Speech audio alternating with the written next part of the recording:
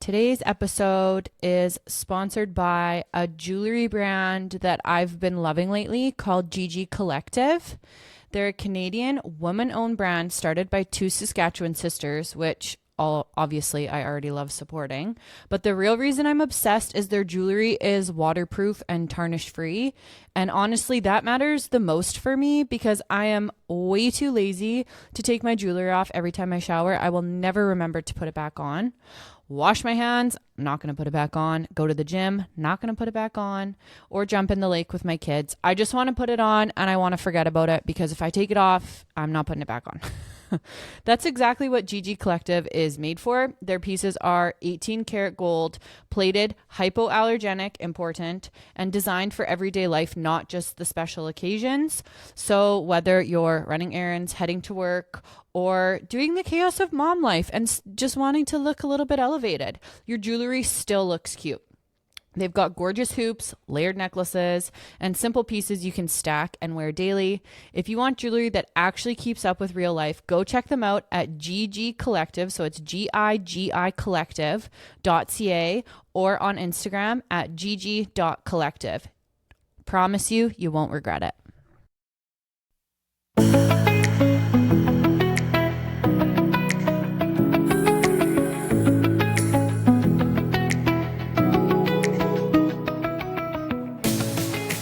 Hello, everyone. Welcome to another episode of Real Lives with Sask's Wives. It's actually tricky to say. Right? Yeah. It is. Hi, everyone. Welcome to another episode of Real Lives of Sask Wives. For this week's episode, I am joined by my husband. He goes by Jim, sometimes James if he's in trouble. Bobby Buttcrack if he's playing pretend. Mips, Mippy, Jimmy the Cat, Jimmy Two Phones. Did I miss any other nicknames? Nope. I think that's all of them. He's a man of few words, so we're going to see how this one goes. Hi, James. Hello. How are you doing this evening? Fantastic. Be transparent with the listeners. Don't even BS it. Today was a tough day. Jim's had a day. Work was a bit much.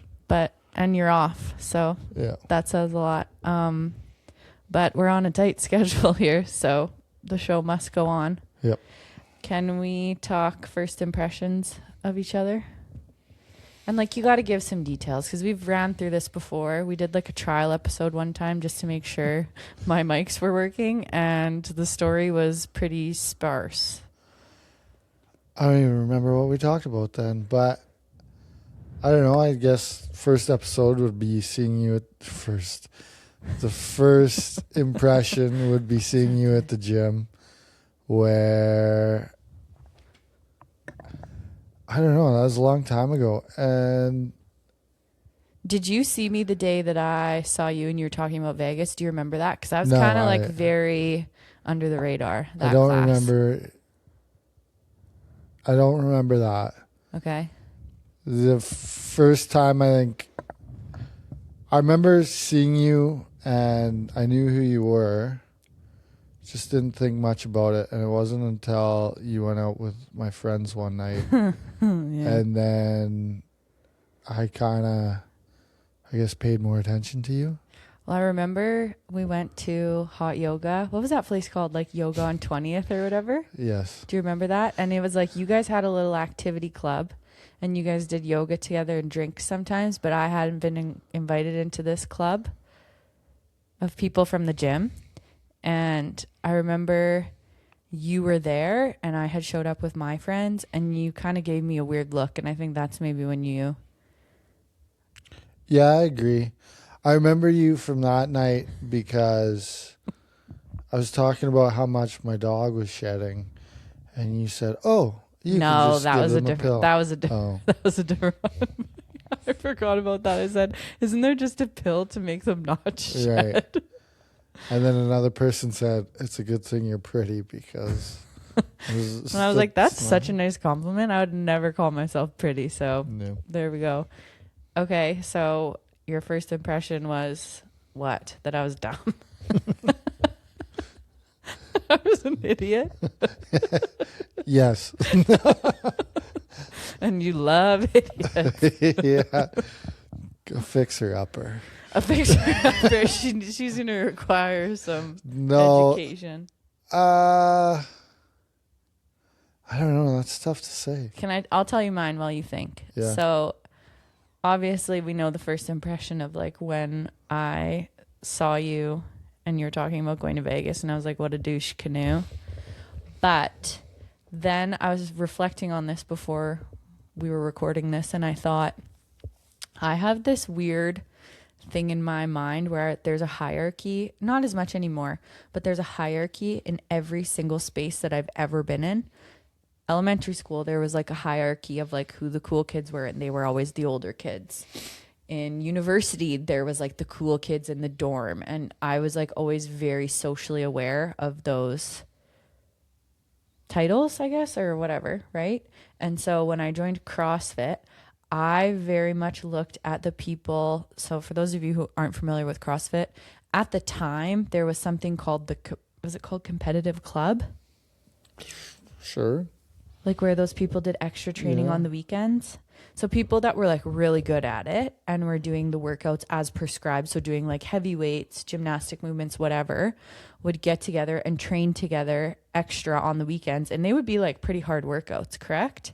Yeah. And so those people were more into CrossFit as a sport. Anyways, all that long form story, I looked at them as like the cool kids. And so anyone that was kind of like elite, I was like, oh, they don't know who I am. I knew who they were, but they didn't know who I was, which fine, whatever, but it's just how I saw things. You were kind of one of those people for a while there because you were so good at everything. And I was like, oh, like he's way above my area of expertise. He would probably never talk to me. Like we'll never get along because he's a part of the elite athletes of the gym. And not that there was any, like I never actually got a vibe from any of them. It was just a whole thing in my brain. But yeah, so that was always kind of, you just, I don't know, unattainable is not the right word, but do you know what I mean? We just weren't. Yeah, just different circles. Yeah. But were you even in that club? No, I think how it started was 4:30 kind of just became the class where we got to know a bunch of people. Yeah. And I think my first impression was you were a fringe 4:30er, I would say. What's that mean? Well, you weren't always at 4:30. No, had to keep you guessing. Yeah. And then,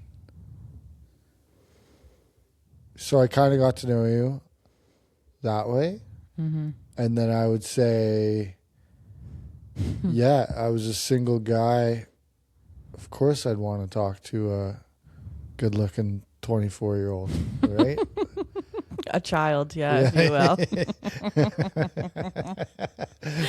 No, and then you asked me to pick out lights for your house, which is like so funny looking back because it's like I'd never been to your house. I know nothing about interior design, and you said to me, could you come help me pick out lights for my house? I'm renovating my upstairs. And I was like, sure. Well, no, the story behind that is that, like, I am a guy's guy, and I understand that, you know, we lived in a brown house, or in a house with a brown couch and had the biggest TV and sound system ever. Yeah. Like, we needed a female's touch in there. And I just when you knew, say we, you mean oh yeah, my former yourself. roommate Yeah. and I remember the first time I came over to Jim's house, I was like, oh, how old is your couch? Because it was like one of those like puffy sofas that like should be leather, but it was like not leather. What was the material? suede. Whatever. And it was brown, like chocolate brown. So I just assumed this couch was like 100 years old. So I was like, how old is your couch? And you're like, oh, it's only like a year old. And I was like, oh, okay. Never mind. Sorry. Trying to beak you. And then I was like, oh, whoops. Sorry. I probably offended you. Okay, James, where did you grow up? A small town in Manitoba called Souris. And did you like growing up there? I really enjoyed the small town life, yeah. How many people lived there when you were was it 2,200 maybe? Okay, small. And then we lived on an acreage about a mile outside of town. Mm-hmm. It was great. It was good for, you could get into all sorts of trouble doing a lot of things. I like lighting things on fire and blowing things up. And that was the perfect place to do it. Clip that. What was your family dynamic? What do you have for siblings? I have 2 older sisters. We're all 3 years apart. I'm the youngest. So growing up, there's a lot of separation between me and my oldest sister. Just 6 years is a long way to be It's a apart. healthy gap. Yeah. And then I would say not until after, I graduated that we kind of got close. Did everything with my middle sister growing up. Mm-hmm. Yeah. Yeah, it's interesting that like when everybody gets into their 20s, it becomes the great equalizer for some reason. Yeah. It's like all of a sudden the age gap doesn't feel so big. That's why I'm like a little sad that our kids are 3 years apart, because I'm like, what will they have in common growing up? But once they get to be in their 20s, it'll be the great equalizer, thankfully. Why did you come to Saskatoon? Schooling, And I when? think. When I was in kindergarten, Jim moved to Saskatoon. 05. Yeah, I don't So know. you were like, Grade 6. yeah. That's yucky. That's yucky.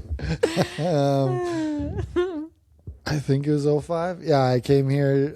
My stepdad went to university here, and it was the only one I applied to that got accepted to when I was transferring from the University of Winnipeg. What were you taking in Winnipeg? My math physics degree. Yeah, like nerd alert in like a good way though. I just think it's hilarious that I've talked about so much on this podcast that I literally can't add in my head, and I married someone who is just like a math, physics, science whiz. So that's fun. When I was in education, I had to write grade 7 math final in order to pass one of my math education classes, and Jim tutored me for like, how long did we study that thing for? It was a long And time. I still only got like a 50 something because I just had so much anxiety, which he was like purposely doing, getting us worked up to like show how not to do it in the classroom. Well, it worked. So I barely passed. Now I could, I bet. Now I could. Anyway, back on. Why do you want to go into engineering? So why didn't you want to just keep going in math and physics? You couldn't make any money with just a math physics degree. Mm-hmm. You could become a teacher, and I knew I didn't want to do that.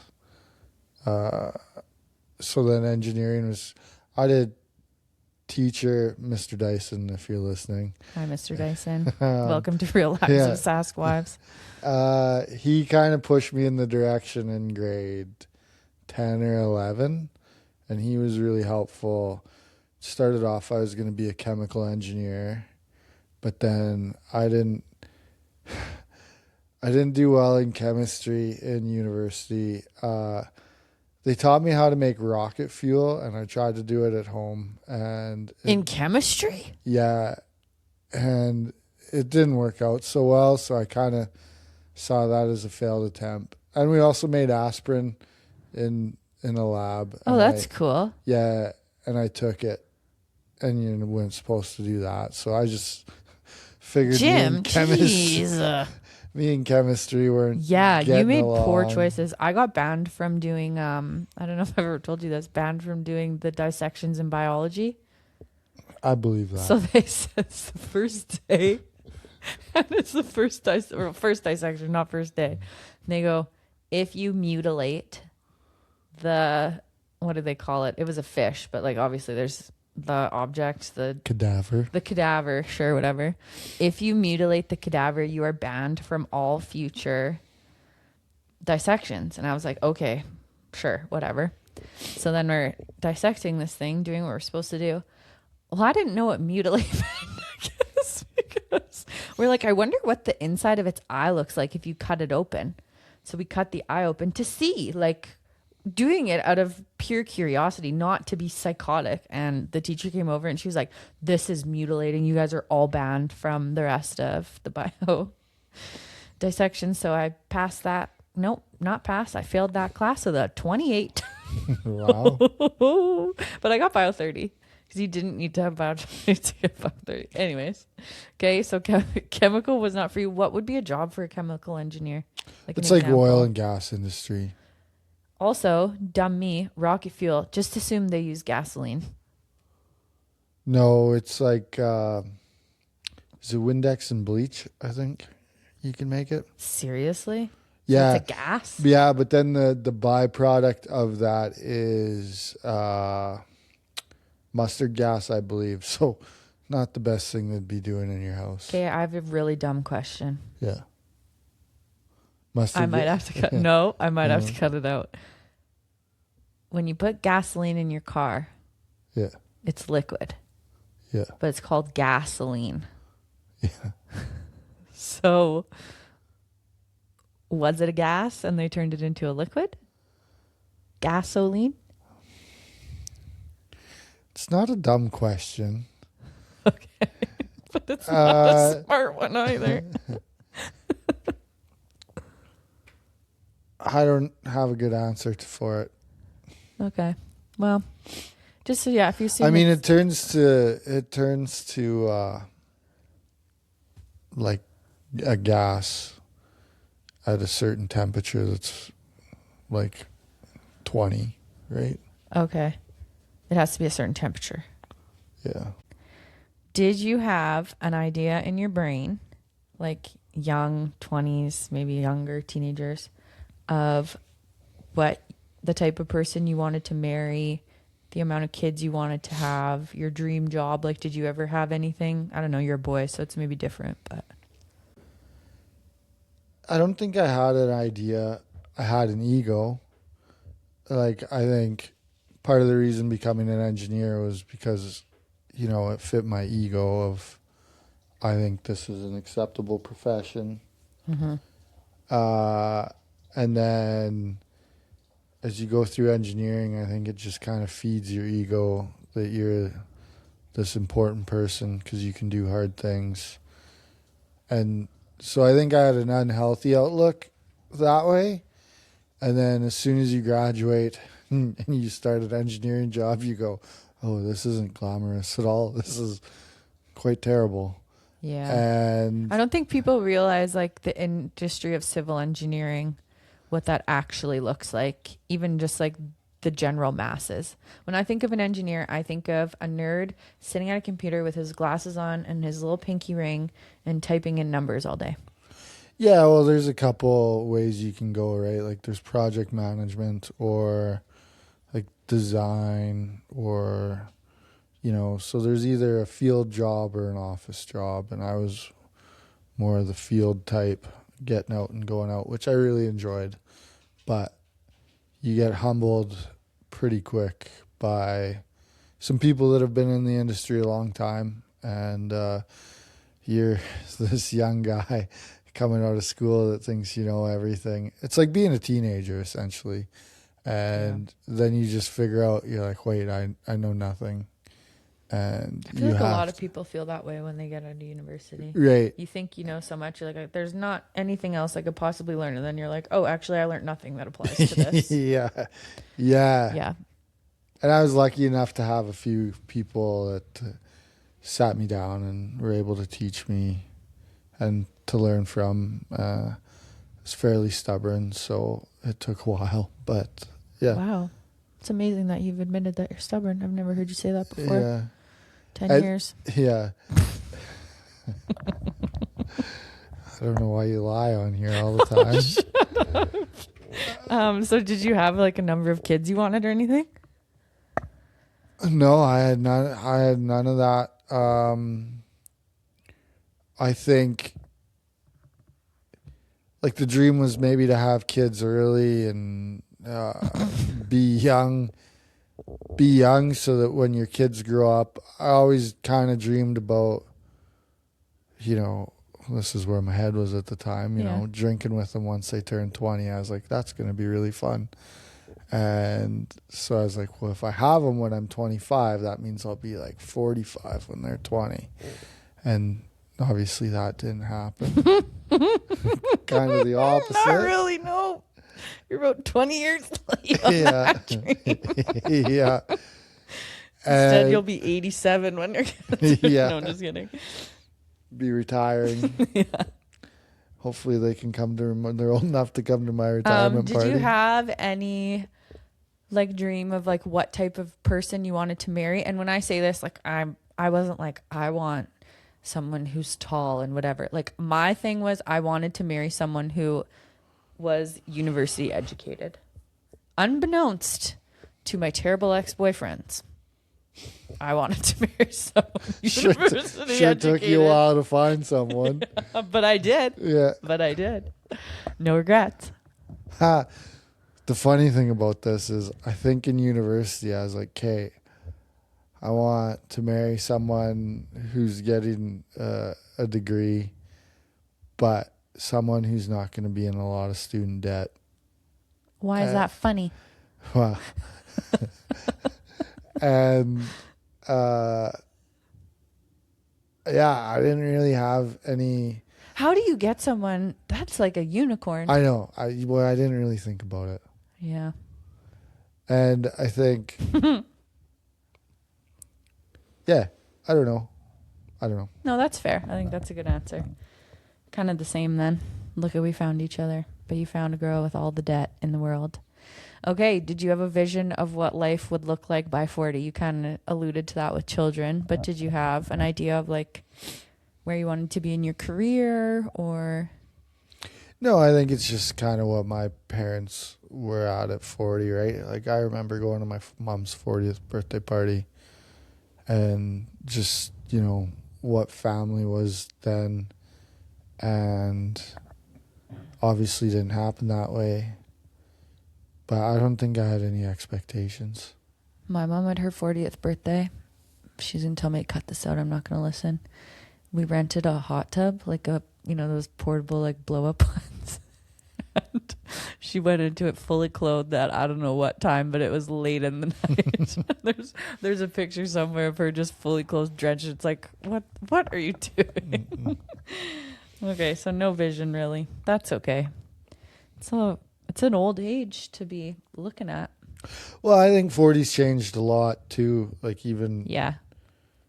for what 40 is now compared to a long time ago. 40's the new 30, they say. Right. 30's like, the new 20.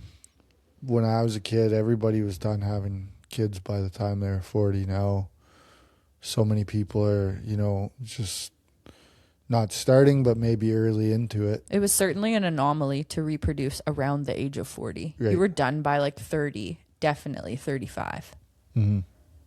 which I was. Yeah, I guess so. Or So far. don't you dare.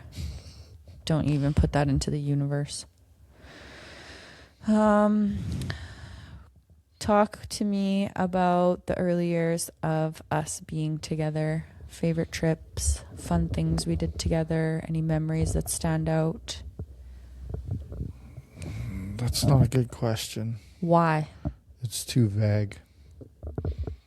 Well, what do you want me to say? What do you want out of the question? What was your favorite trip we took in the early years?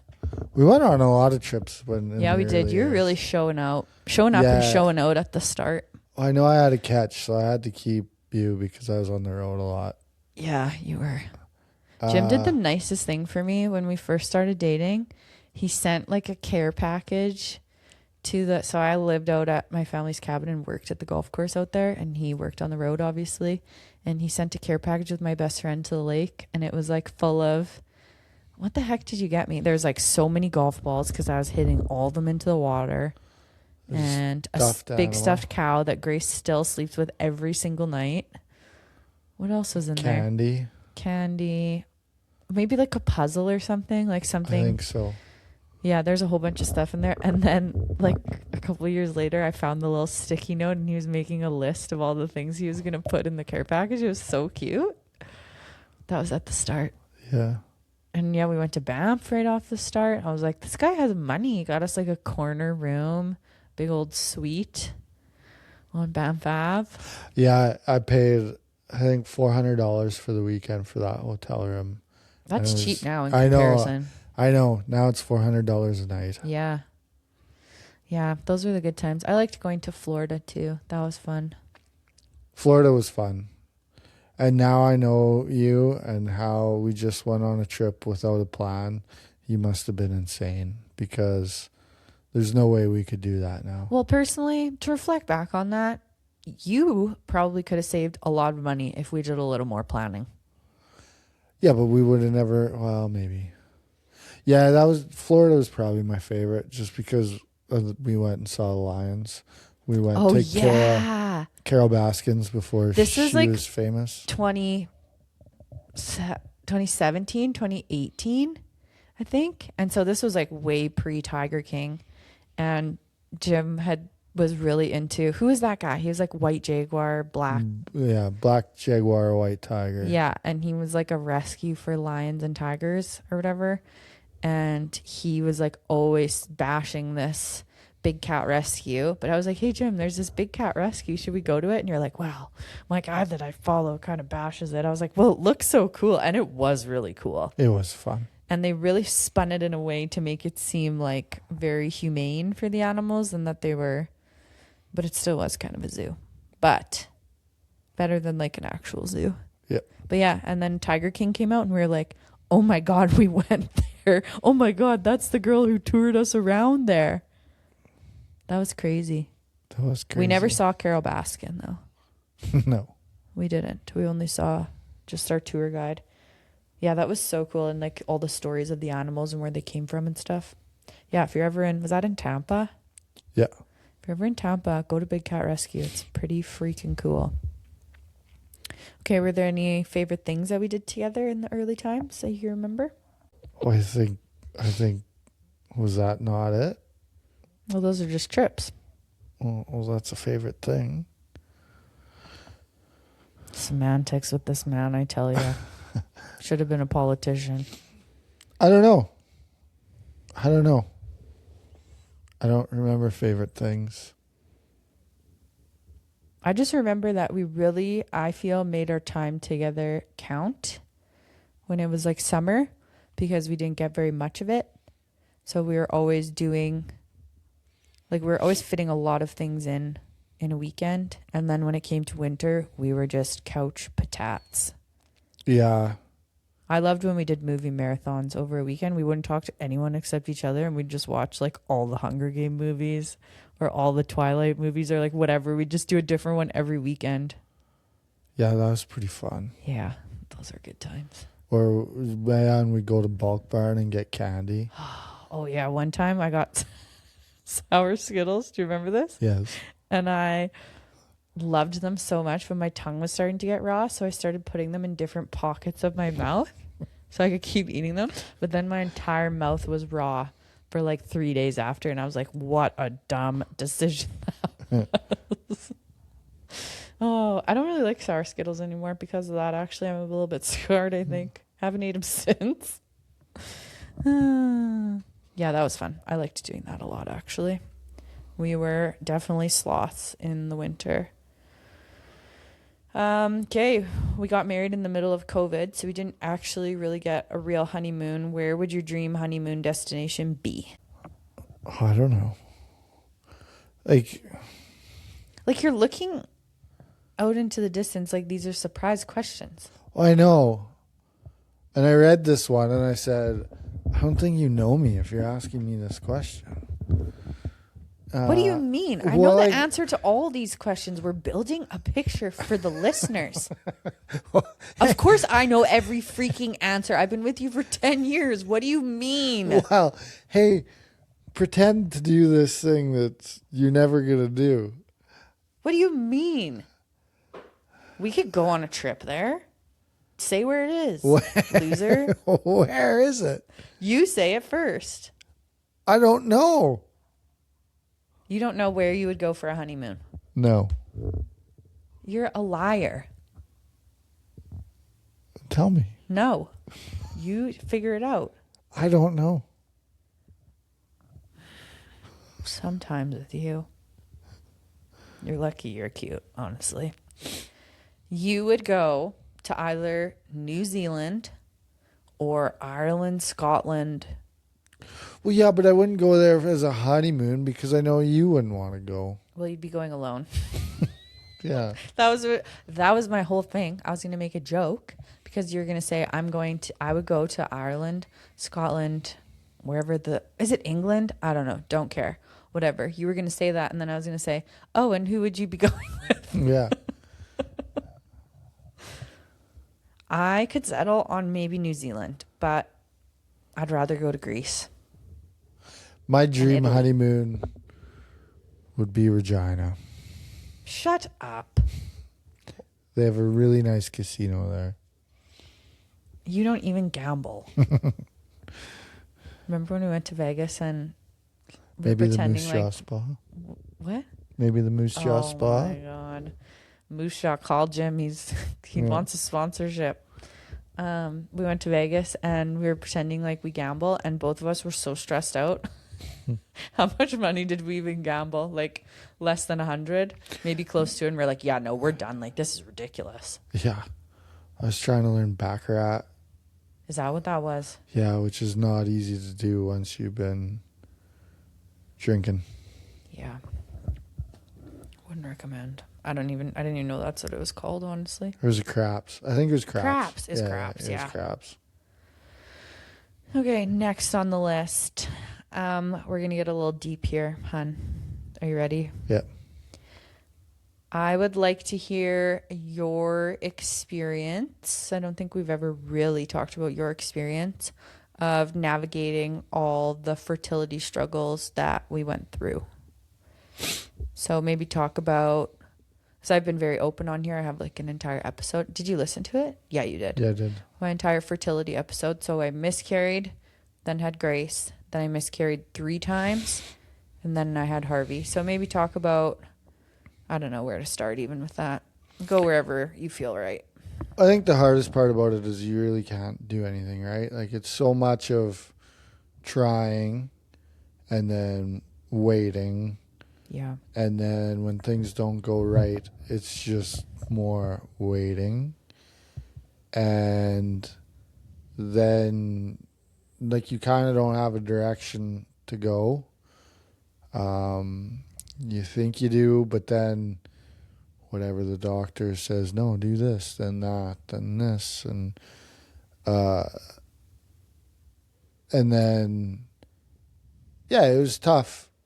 It was tough seeing you go through all of that, because you're just, like, I was so helpless, and, you know, felt like I couldn't do anything. Did you feel like you had the space to be sad, or did you feel like you had to be the strong one?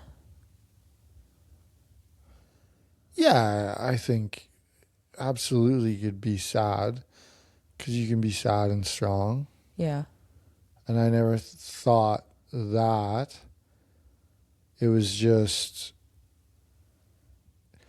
maybe not that I was a strong one, but it's like, okay, what do I have to be sad about? I'm not the one that, is going to the hospital to have a procedure done. Like, it's not my body. Yeah. And that was the real hard times, is when, having to go to the hospital, was it 3 times when it didn't work out? Yeah. And just knowing you were going through that and there was nothing that I could do. Having to deal with your wife who's hangry all day, waiting. Yeah. For those of you that don't know us, we both get very hangry. One more than the other. Yeah. Usually when I have surgery, I'm just like, I'm not even nervous about the surgery. Just get me in there so I can eat something. I'm so hungry. Yeah. That's all I talk about the entire day. I'm like, this is what I would eat. This is what I would eat. And of course, everyone, you didn't get in till like 5 p.m. No, literally. And then I would eat so much food when I'd get out, I'd make myself sick. Yeah. Oh, yeah. Tough times. I'm glad that chapter is over. Did you still feel like hopeful through it all, or were you starting to like spiral a bit of like, is this gonna work out? Because you came across as very like optimistic, Yeah, I think you have like to be annoyingly optimistic. so sometimes. You have to be optimistic in times like that because like there's just so many things that can go wrong, but there's so many things that can go right too. And I know you had a picture of I want my family to be like this, Yeah. and that's just not who I am. So like I just knew it was going to work out however it worked out, and that would be great. Yeah. And it worked out great. It did work out great. I was thinking about that today. I was like, if things hadn't have gone the way that they did, like we wouldn't have Harvey. And he's like my sweet little angel, baby boy, who can do no wrong. And I just couldn't imagine our family without him. So it's like such a catch-22. But I had somebody ask me, or kind of like say to me, I don't know how long ago it was, like a month or two ago maybe. And they were like, well, you'd do it all again, wouldn't you? If you knew where it would take you. And I actually thought, like, my instant reaction was, no, actually, I wouldn't ever go through that again if I didn't have to. That was like a whole other level of like emotional turmoil for a very long time. Like, if you could tell me, yeah, you're miscarrying, and then it could be over and we could be moving on within like a week even, very different story. But to like sit in it for weeks and weeks and weeks, and then have a procedure and then have to sit in it, you know, like it just felt it was never ending. I remember crying a lot when we would get news that like there was no heartbeat, and I would just say to you, like, it's just the timeline of this that is going to kill me, because it was just so long. Just, you knew it was turning into a waiting game of waiting for this and then waiting for that and then waiting for this next test, and on and on and on. Yeah, that was definitely probably for me the worst part was when things didn't work out, just how long everything took. Well, okay, now you got to do blood work, and then you got to do ultrasounds, and you got to get in for the ultrasound, and then you got to, if all that goes the And then way, you have to wait for your doctor to call you, Yeah. and then you have to wait for them to schedule something. Yeah, it was like, I would say from start to finish of like peeing on a stick and finding out I was pregnant to having a procedure and being ready to try again, it'd be about 3 months. No, longer, 4 months. Yeah, that's about what I would say as well. Because you have to wait to have your first ultrasound before you even have anything put on your radar of like, are things okay or not? And then the months and months of, yeah. Anyways, okay. Sorry to hear, but glad we're through it. It's over. Okay, talk to me about Grace Corey Lewis coming into the world and being in the hospital. What'd you think about that whole spiel? Actually, can I talk about our prenatal course? Oh God, yeah. So we took a prenatal course online because it was still kind of COVID-y, like early 2022. So lots of things just weren't in person at that point in the health sector, of course. And so I don't know if it cost any money, maybe like $40. It was cheap if it was. And basically it just taught a lot of anatomy, which was fine. And we did it all together. And then pack your to-go bag. Yeah, and how to pack your to-go bag. And then it showed full-on videos of girls giving birth. So many videos. And I remember crying a lot and thinking to myself, I don't think I can do this. And unfortunately, I have no freaking option but to do this, because I was like traumatized by those videos. Those videos were something, because it goes from nothing. It's like, here, pack your to-go bag. And then it's like, Full and on now you're screaming. you're in the room giving birth, and you're like, well, they'll just warm us up here and maybe give us, I don't know, like a side view. No, it's full on. The first one. And I remember watching that, and I couldn't even react because I was so shocked. And I think now that we're talking about it, I think my brain has actually blocked it out because I don't remember the ending to the video. And we're like, okay, well, that's got to be it. And then like the next, No, it was like 6 more people. yeah. And then the one girl was watching it with a mirror. Oh, yeah. And I'm just like, No knock to anyone who's done that. Yeah, We're just a bit squeamish over here. Yeah, that's so far out of my comfort zone that I can't imagine it. And I've since talked to a few families, and yeah, they're all for that. And The not mirror? for me. What's that? They're for the mirror? Well, not for the mirror, but like watching it, like having a videotape so they could watch it after. No, thank you. Also, there was that girl whose dad was in the delivery room with her. Do you remember that one?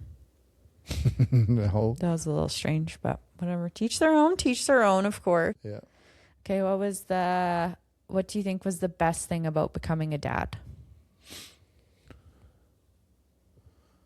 I think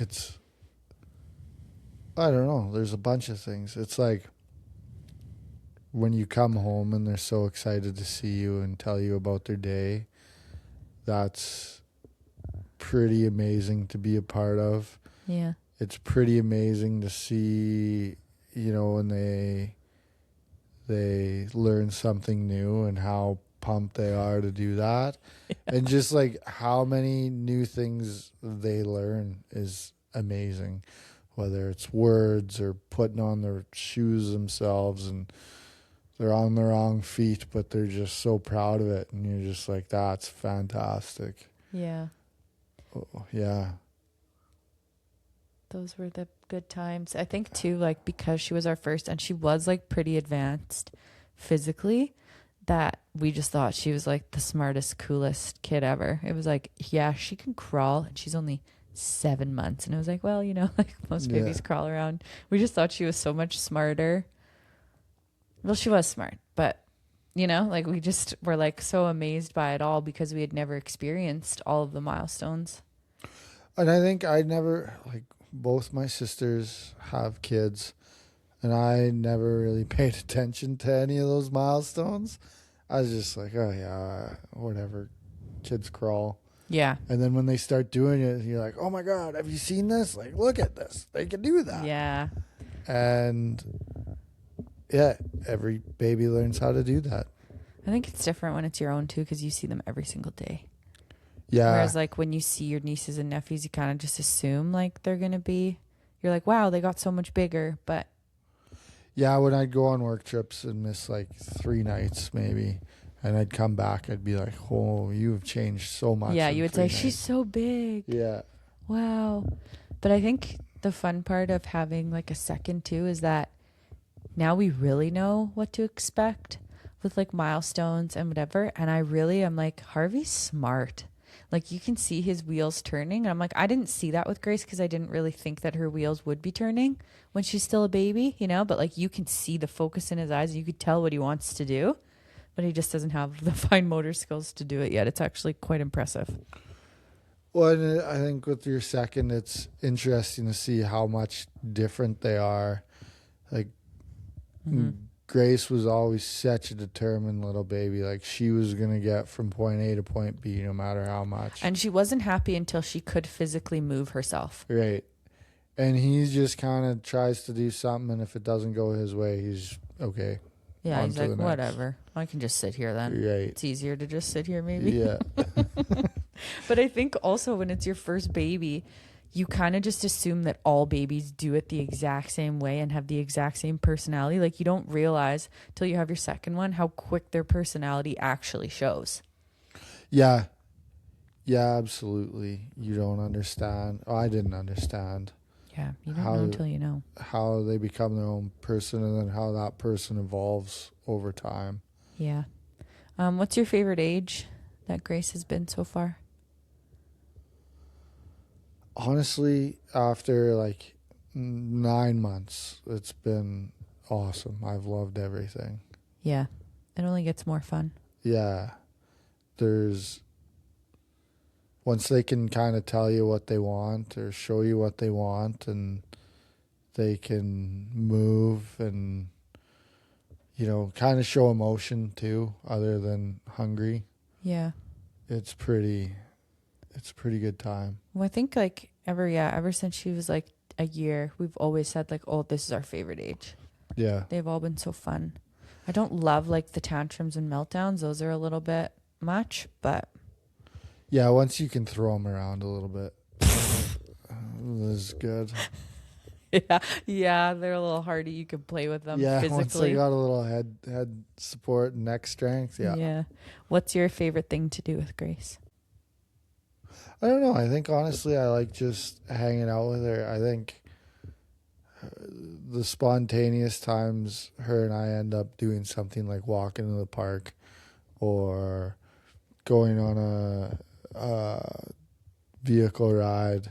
She just shows her personality so much, and she's pretty funny and likes to joke around a lot, and that's what I really enjoy. Mm-hmm. Is just when she's just going a little bit nuts and just having the time of her life. That's what She's I really so funny. appreciate. I was telling her tonight, I said, you are the funniest girl I know. Second time being in the delivery room. Things you forgot or things you felt more confident about? I think the whole experience was different.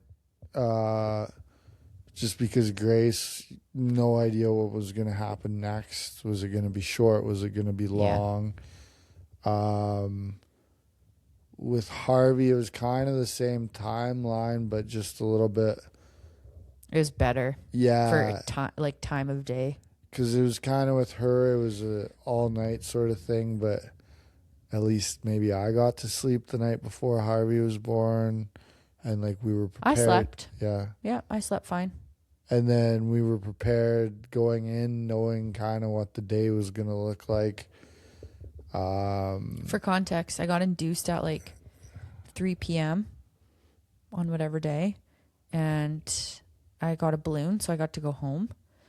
And then the balloon fell out, and I called back, and they were like, sorry, we don't have room for you tonight because you weren't supposed to be induced till tomorrow anyway. So just come in at 9 a.m. tomorrow morning. And so I went in, and they hooked me up, and I gave birth at like 4:30. Just like a quick little 7.5 hour shift. Like it was so nice. We went and got coffee in the morning. We said goodbye to Grace. See you later. You'll come meet your new sibling maybe tomorrow, whatever.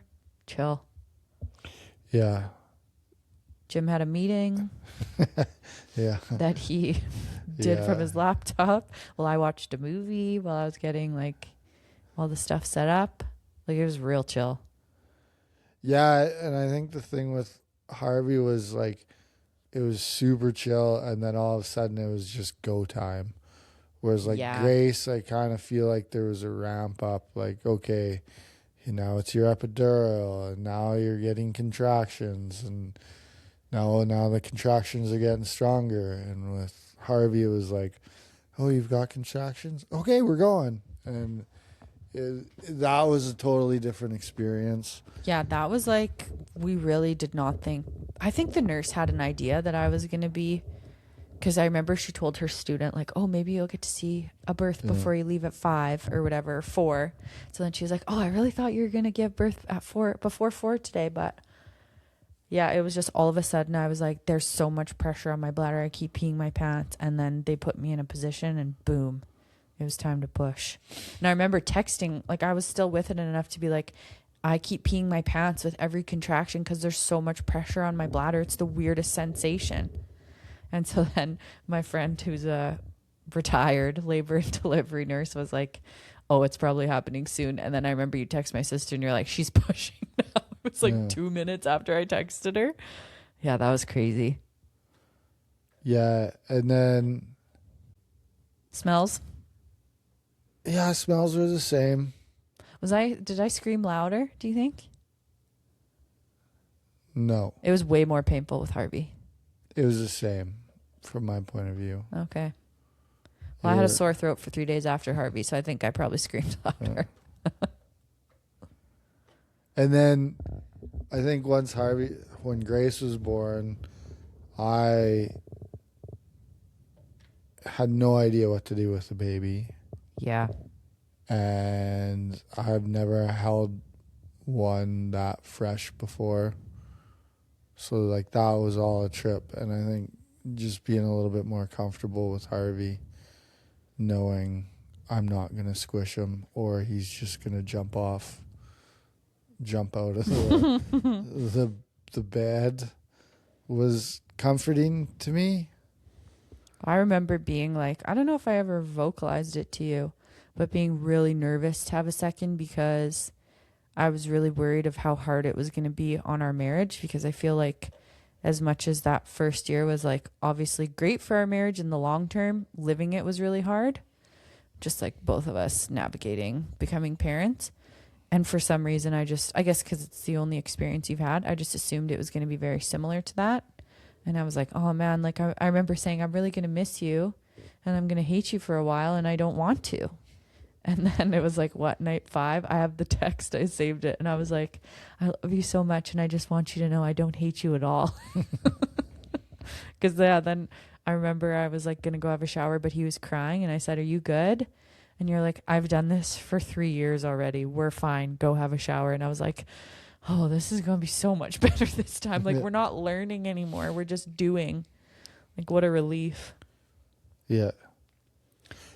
Which I think it's funny because with the first one, we were there every step of the way and like paying attention, being like, you know, are you going to roll off this or jump which is impossible because you're a potato. Yeah.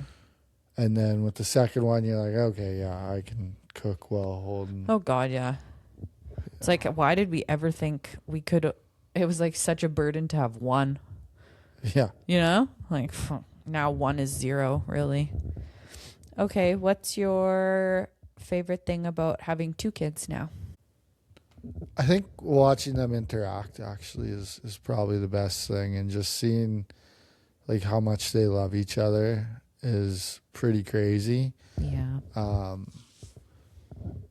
It's like she's number one on Harvey's list. Like it just brightens his day, which is wild because she just squishes him. So intense with him, and he loves it. That's the sick part of it all. And then just like even when he starts crying, she'll be the first one there to try and help him and sing him a song or whatever. Sing him a song or do something goofy or just make a noise, and she's always trying to make him happy, and just like having that instinct is pretty incredible. I remember I started taking the kids to the gym when Harvey was like maybe 6 months old.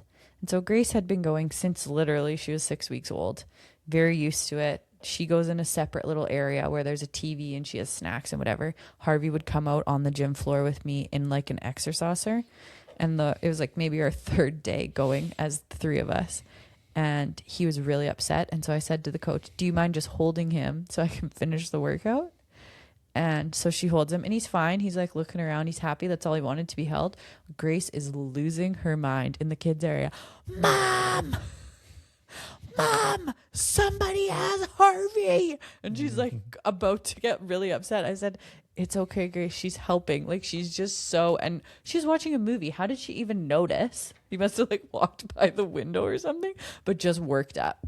So yeah, she's very protective of him. And yet is the first one to punch him in the face. Yeah. No, she doesn't punch him. She does get mad at him when he touches her toys, though. Okay. What's been the favorite part of Harvey's first year?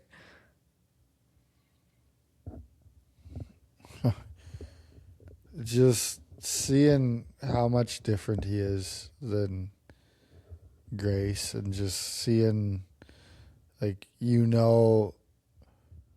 have the results from Grace being a baby to what she's growing in, and how that's amazing, and how she's changed over time, and just like with him being like, what's gonna float your boat here? Like where are you gonna go? What's gonna change with you? And just seeing how different they are, but just how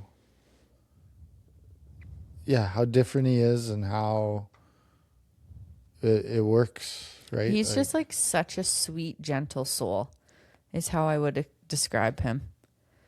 And I would not have said that about Grace. I would have said she's high energy, on the move, in control, like from this beginning to now.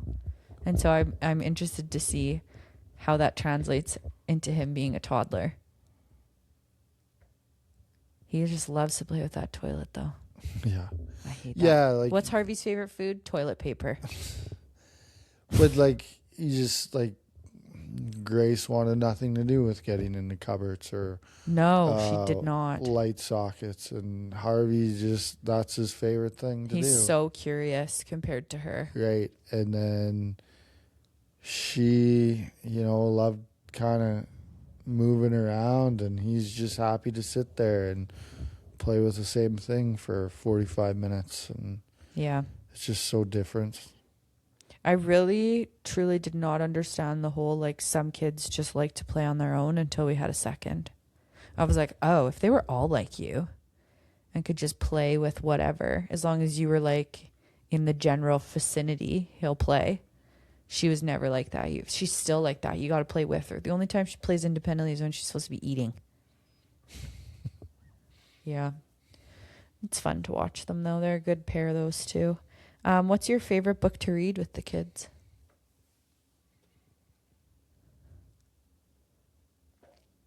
I don't know if I have a favorite book. I like reading different books all the time instead of the same one. I think we have some go-tos. Clark the Shark. Oh, is a you read good that one a lot? Yeah. What's his whole thing? He's too loud? Yeah. Clark plays too hard. Right. He's rough. What are the other ones? I love that Don't Trust Fish. Yeah, Don't Trust Fish. That's a good one. That is so freaking funny. The dinosaur birthday party one. Yeah, that's a good one. Dinosaur Sleepover. Yeah. Yeah, I like that now the books are getting to be like actual stories instead of just like sheep. Yeah. There's your first 100 words or whatever. Numbers. Yeah. Oh, I hate when she'd pick that one. I'm like, no, pick a different one. I don't know if that one's around anymore. Yeah. I haven't seen it in a while. I do like the crayon books. Those ones. Oh, yeah. I like those ones too. Yeah, what are those ones called? It's like Duncan's Crayons or something. Yeah. There's so many different versions of it. Do you have any dreams for our future of like trips you want to go on or things you're looking forward to doing as a family, like as our kids get older? I was very lucky with my parents and was able to go coast to coast in Canada over summer trips and got to go to some pretty neat places, and I would love to do that with our kids someday. I think I'm looking more forward to that than any one big trip. Like you want to explore our nation? Yeah, I just think there's a lot of really neat things here, and I was really fortunate to do it. And I still remember so many opportunities just to go see things and really like that with what my parents did. So I'd love to return that to my kids. Yeah. It's a lot of driving. And camping. No, we're not camping. It's a hard no. Yeah. I really actually look forward to the day. I don't know what day that will be, but when we can take the kids just to Disneyland. See, I'm not looking forward to that at all. Why? I love rides. I just The think magic it's of Disney. I'm not a Disney adult, but what? Yeah, it's not for me. Why? You like rides? I do too, but I think for taking kids there, I don't know. World? I don't think I'll ever take my kids to Disney World. I'm Too not. much walking. I don't know. Not about the tourist traps. No, but I do think Disney. Like I loved when we went to Disneyland. How old were you when you went? Grade 5. Oh yeah, I was grade 6. And I was too young. Really? I was perfect age. Yeah. You were too young in grade 5? Yeah. Why? That was I wasn't tall enough to go on everything. Some stuff was still just kind of scary. Mm. And Were you a little scaredy cat? yeah, Oh. I was a little mummy's boy. Oh, can we talk about the cousin thing? The cousin thing? What cousin thing? If you found out that we were cousins, would you stay with me? And I said, yes, if we were farther than second cousins. Which, of course, how would we not know if we were first cousins? Like, that's just not even Well, then a possibility. It's not even an issue. You did not say that originally, though. I did. You said, I would I had still to love you, think but I about would it. divorce you. Yeah. Which is sickening. Okay, this is funny. I saw this on TikTok, and I was like, oh my God. It says, ladies, ask your man. Questions to ask your man after a long day at work. Are you ready? Mm-hmm. If me and your ex...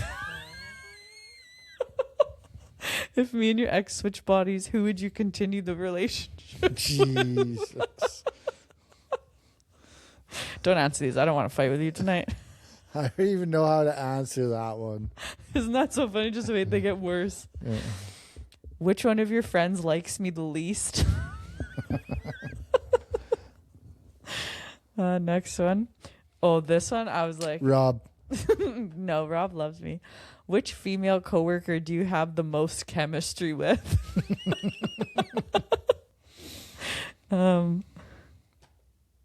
Which one of us do you think is settling? I sent it to one of my friends. I said, should I try these questions next? What's your favorite thing about me and you married together? I think that we've grown to a place where we can make fun of each other and it's still not cross lines. Occasionally it will cross lines, but I don't know. I think we can laugh together pretty good. Mm-hmm. We don't really fight anymore. I feel like our fights last maybe like 5 minutes. Unless you critique my breakfast and never apologize, then they last a little bit longer. Okay, well, thanks for coming on my podcast. Don't do that. I'm going to have to say that again now because you're tapping while I'm talking. Stop it. Thanks for coming on my podcast. Thanks for having me. I love you. I love you too. And I would love you even if we were cousins. Even though you wouldn't. What does the Catholic Church think of that? Okay, get the Catholic Church out of this. Oh my God. Okay, say the outro for us today, hon. I don't know what that is.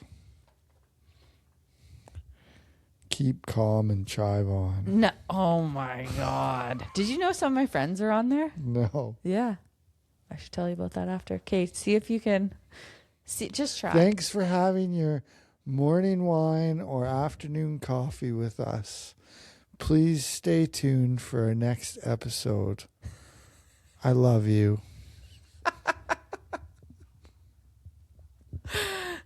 Catch you on the next one. Love ya. Bye.